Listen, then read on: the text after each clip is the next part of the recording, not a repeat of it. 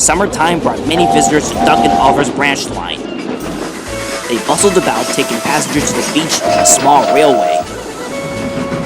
It was hot, hard work, but the engines didn't complain, for they left that sort of thing to someone else.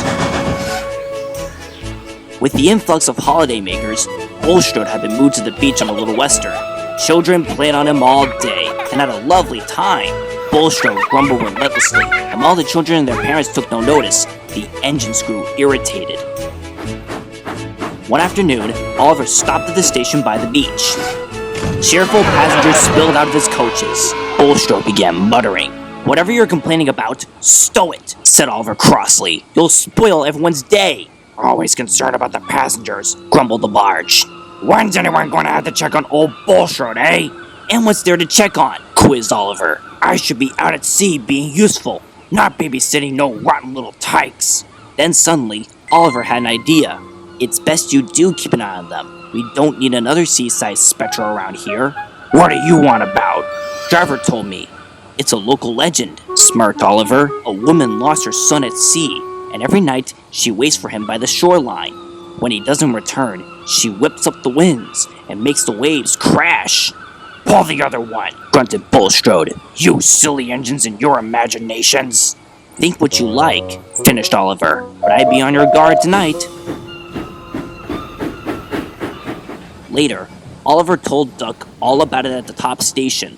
"You really shouldn't joke about such things," said Duck sternly. "You know as well as I do that it's only folklore," replied Oliver. "Maybe so," frowned Duck, "but it's still not very nice to talk about." "There's no harm in it," smiled Oliver. "Besides, I reckon it'll keep Bulstrode quiet for a while." Oliver was right. The next morning, Bulstrode hardly made a peep. He looked rather skittish. "Does he seem closer to the water than yesterday?" wondered the driver. "Looks the same to me," said Oliver. "Or perhaps the Spectre paid him a visit last night." "Don't be horrid! Don't be horrid!" fussed the coaches. As the days went by, the driver's suspicions were confirmed. Bulstrode seemed to be inching down the beach. "Please, pull me back up. She'll drive me into the sea," he pleaded. "Oh, don't be daft," snorted Oliver. But no matter how he tried to deny it, Oliver saw Bulstrode getting further down the beach every day.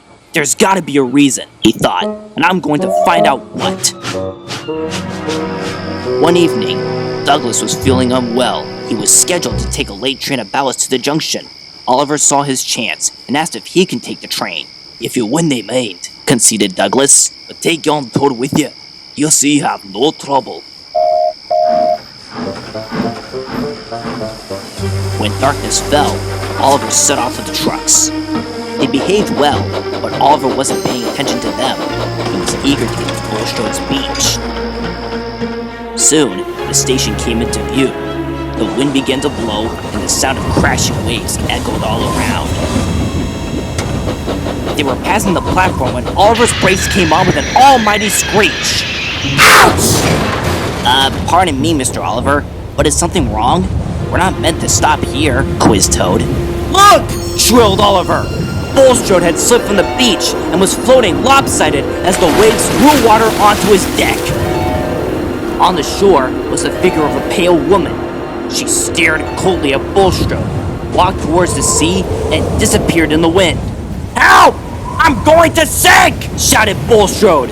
"Mr. Oliver, what's happening?" asked Toad. "Bulstrode's in the water!" cried Oliver. "We must help him!" Oliver's driver raised the alarm. By the time the floating cranes arrived, the wind and waves had calmed completely.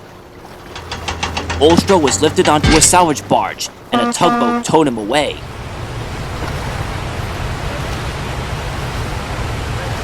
For the first time in weeks, Bulstrode was speechless.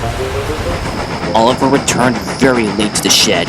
He found Duck waiting for him. "How was your evening run?" he asked knowingly.